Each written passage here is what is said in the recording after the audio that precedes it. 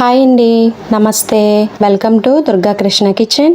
Cheese garlic bread తయారీ ఎలాగో చూసేద్దామండి. పిల్లలకైతే చాలా బాగా నచ్చుతుంది. అలానే దీని తయారీ కూడా మనకి 15 నిమిషాల్లో తయారైపోతుంది. మరి దీని తయారీ ఎలాగో చూసేద్దాం. బటర్ని 3 స్పూన్స్ వరకు తీసుకున్నానండి. దీనిలోకి చిన్నగా తరిగిన కొత్తిమీర 1 స్పూన్ వరకు, అలానే 1 స్పూన్ వరకు వెల్లుల్లి ముక్కలను కూడా తీసుకోవాలి. వెల్లుల్లి అనేది చాలా సన్నగా తరగాలండి. తర్వాత 1/2 టీ స్పూన్ వరకు చిల్లీ ఫ్లేక్స్, అలానే లైట్ గా సాల్ట్ ని కూడా యాడ్ చేసుకోవాలి. సాల్ట్ అనేది మనకు బటర్ లో ఉంటుంది, బ్రెడ్ లో ఉంటుంది, చీజ్ లో ఉంటుందండి, కాబట్టి తక్కువ వేసుకుంటే సరిపోతుంది.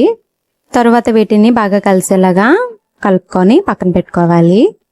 ఇక్కడ నేను శాండ్విచ్ బ్రెడ్ తీసుకున్నానండి. దీనికి బదులుగా మిల్క్ బ్రెడ్ అయినా పర్వాలేదు, నార్మల్ బ్రెడ్ అయినా పర్వాలేదు.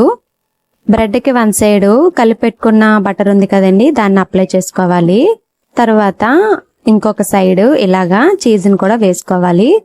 చీజ్ బాగా వేసుకున్న తర్వాత దాని మీద వేరే బ్రెడ్ పెట్టి దానిపైన కూడా బటర్ ని వీడియోలో చూపిస్తున్న విధంగా అప్లై చేసుకోవాలి.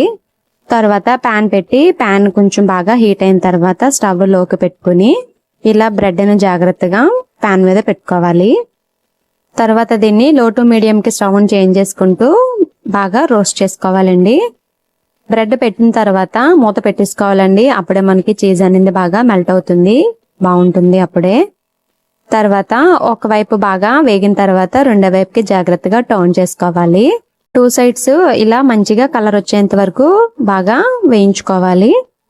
అంతేనండి, రెడీ అయిపోయింది చీజ్ గార్లిక్ బ్రెడ్ తయారీ. టేస్ట్ అయితే చాలా చాలా బాగుంటుంది. సేమ్ బయట తీసుకునే దానిలాగే ఉంటుందండి. మీరు తప్పకుండా ట్రై చేయండి.